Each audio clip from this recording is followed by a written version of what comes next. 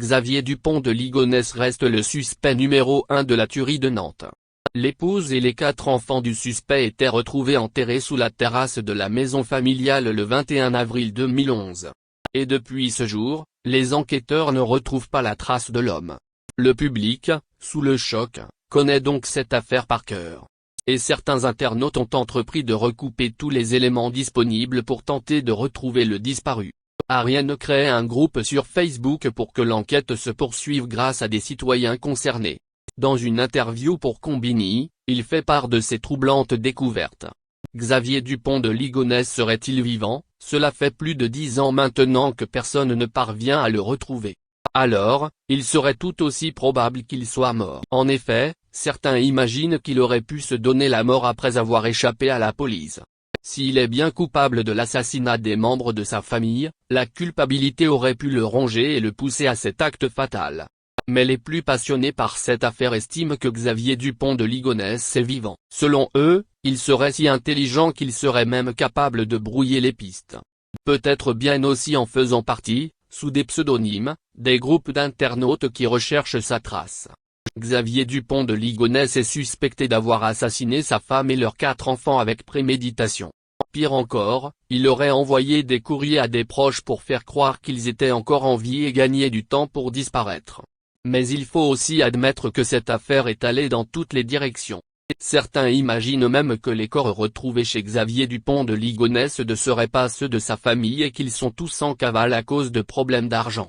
Pour avoir des réponses, il suffirait de retrouver le principal suspect, introuvable depuis plus de 10 ans. Et c'est donc en recherchant les traces numériques de Xavier Dupont de Ligonnès que des internautes tentent de le faire. Si depuis 10 ans il prend soin de faire profil bas, Internet pourrait révéler des indices dont même Xavier Dupont de Ligonnès n'aurait pas conscience d'avoir laissé derrière lui.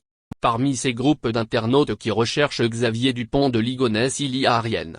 Il est ce cyber-enquêteur qui acceptait de répondre aux questions de Combini. Avec ses collègues en ligne, ils sont parvenus à établir un calendrier précis des derniers déplacements de Xavier Dupont de Ligonnès. Ils ont aussi pu retrouver des photos inédites, jamais parues dans la presse. Ainsi que des preuves que Xavier Dupont de Ligonnès aurait fait en sorte de tenter d'effacer toutes les traces de ses activités sur Internet. En hackant certains sites, on a pu trouver des photos inédites ou jamais sorties dans la presse, déclarait Ariane. Selon ce cyber-enquêteur, Xavier Dupont de Ligonnès serait donc vivant. Il était persuadé à 80%, dit-il. Les 20% qui restent servent donc à supposer qu'il aurait mis fin à ses jours. Mais pour cet homme passionné de l'affaire de la tuerie de Nantes et surtout de la disparition du principal suspect, Xavier Dupont de Ligonnès ne serait pas donné tant de mal pour disparaître si c'était pour finalement se tuer sans que personne ne le sache. Ariane pense qu'il aurait pu lui-même intégrer des groupes de recherche en ligne pour brouiller les pistes. Xavier, avant de disparaître, il devait se dire, il y a des gens qui vont trouver des indices, il faut que je brouille ces pistes.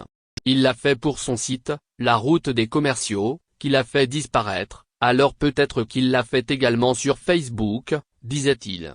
Et c'est bien cela qui serait particulièrement intriguant. Dans cette interview pour Combini, le cyber-enquêteur admet que s'il était de la police, il ferait en sorte de sonder un à un les profils des personnes inscrites à ces groupes de recherche, car, Xavier Dupont de Ligonnès pourrait se cacher sous l'un ou plusieurs de ces nombreux pseudonymes.